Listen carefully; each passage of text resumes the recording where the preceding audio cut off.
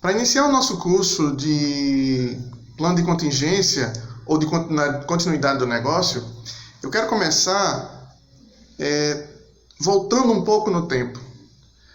Eu queria voltar para a análise de contexto organizacional. As empresas que possuem planejamento estratégico geralmente utilizam uma ferramenta de análise de contexto. É muito comum, inclusive, se usar o SWOT, forças, fraquezas, oportunidades e ameaças, onde lá a organização vai definir, no ambiente interno, no ambiente externo, quais são os pontos e a relevância daquele ponto para o negócio. Aí eis a questão.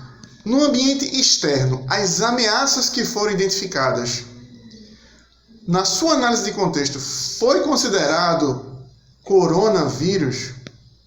Eis a pergunta. O que é que tem lá escrito no seu planejamento hoje?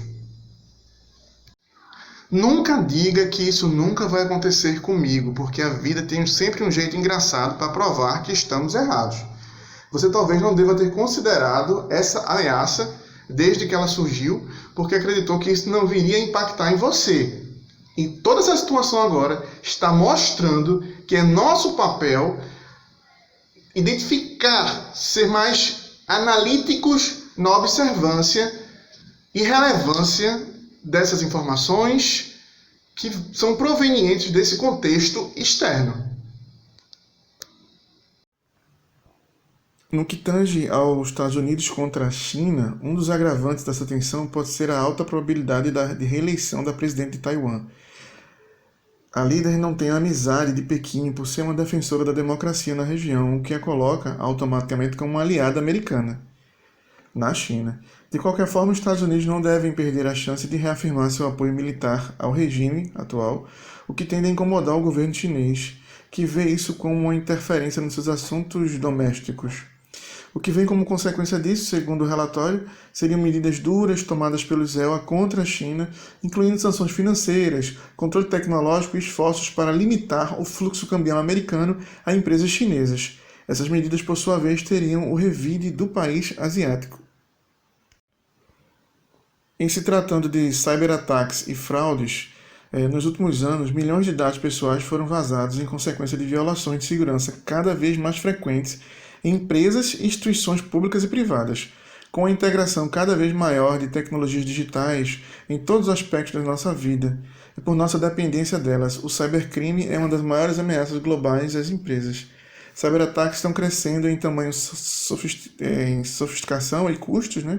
Já que violações de dados pessoais podem gerar grandes perdas. Em 2016, a Cybersecurity Ventures previu que o cybercrime custaria ao mundo 6 trilhões de dólares anualmente, até 2021, frente aos 3 trilhões em 2015. Segundo ela, isso representa a maior transferência de riqueza econômica da história, compromete os incentivos à inovação e é mais lucrativo do que o valor total do comércio global de todas as principais drogas legais. No que tange à crise dos mercados emergentes, né, desde o início de 1990, os mercados emergentes têm sido parte fundamental dos portfólios dos investidores, já que oferecem retornos sólidos e crescimento rápido.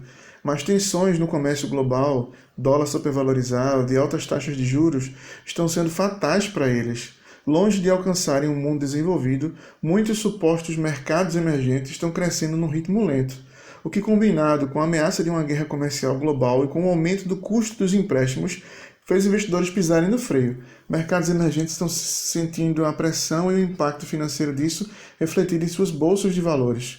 Estabilidade política, desequilíbrios externos e políticas públicas deficientes que levaram às sérias crises monetárias em duas nações, Turquia e Argentina, foram os estopins para a liquidação de posições no passado. Mas essas não são as únicas economias emergentes expostas às crises monetárias. Segundo a EU, algumas economias já estão na zona de risco e poderiam sofrer dos mesmos males, incluindo Brasil, México e África do Sul. Se as crises monetárias da Turquia e na Argentina crescerem tanto a ponto de se tornarem crises bancárias, analistas preveem que investidores poderiam abandonar mercados emergentes ao redor do mundo. O sentimento do mercado permanece frágil e a pressão sobre os mercados emergentes como um todo poderia aumentar caso o apetite de riscos do mercado se deteriore mais do que prevemos no momento.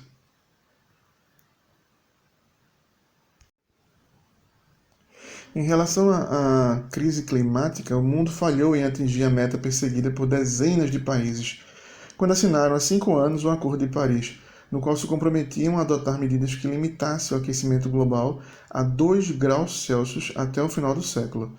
Esse ano, esse fracasso levará a decisões corporativas ruins, interrupções operacionais dos negócios e instabilidade política, diz a Eurásia. Atualmente, o mundo está no ritmo de um aquecimento de 3,5 graus no período.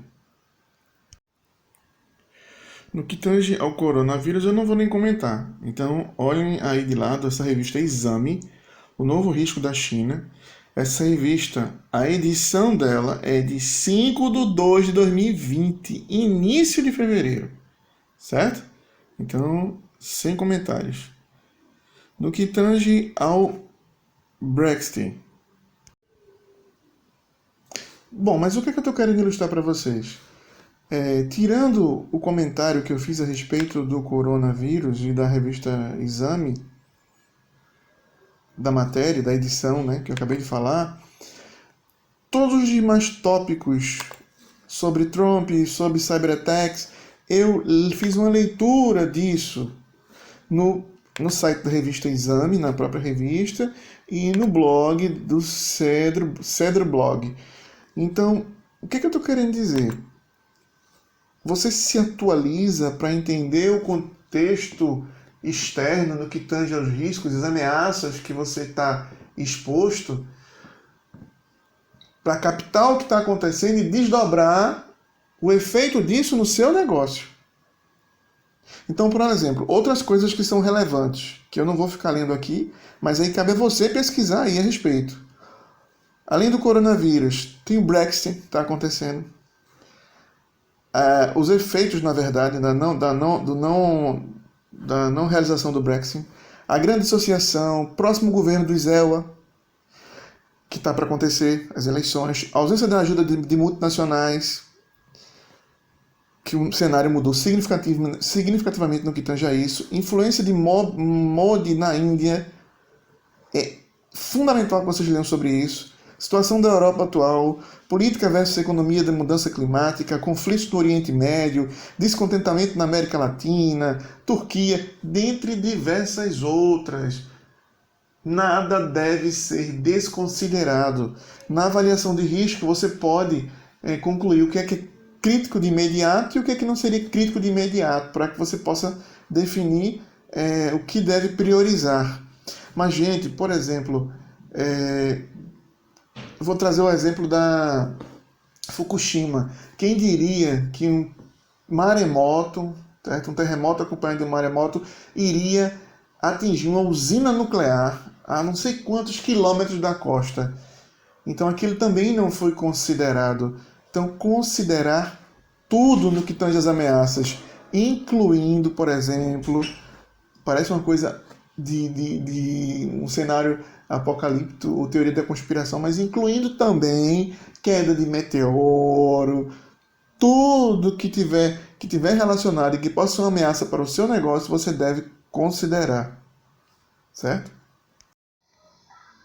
Segundo o livro A Arte da Guerra, no que tange a análise de contexto, a organização deve, no que tange suas forças, ampliar no ambiente interno, no que tange suas fraquezas, trabalhá-las para que você consiga transformá-las em forças, no que tange ao ambiente externo, as ameaças, se proteger, e no que tange ao ambiente externo, as oportunidades, aproveitá-las.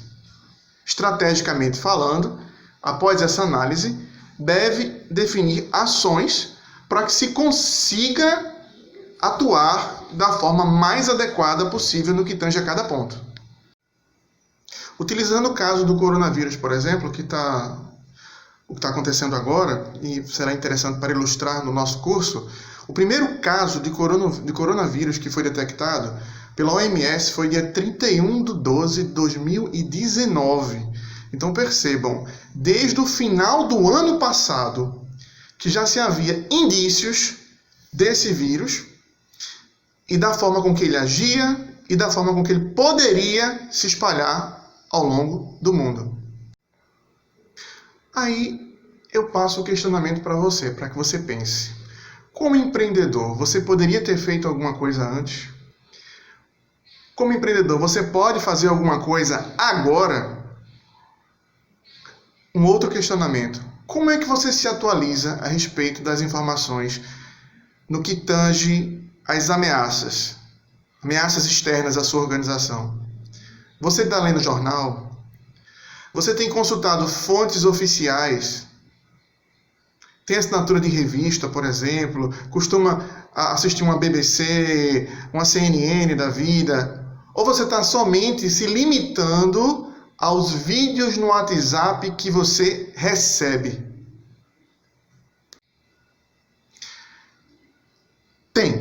Tem algo que você poderia ter feito. Poderia ter construído um PCN, que é o plano de contingência do negócio, ou plano de continuidade do negócio. Esse plano, ele prevê cenários, possíveis cenários, a depender dos indícios dessas ameaças e como você vai se comportar naquele tipo de cenário. Claro que o ideal é que ele seja montado antes do evento do risco, mas caso você não conseguiu identificar isso antes, nada impede que você monte ele agora. Isso será o assunto a partir de agora das próximas aulas. Espero vocês aqui amanhã às 8 horas, onde a gente vai começar a elaboração do PCN. Obrigado, espero que tenham gostado da aula de hoje. Até amanhã.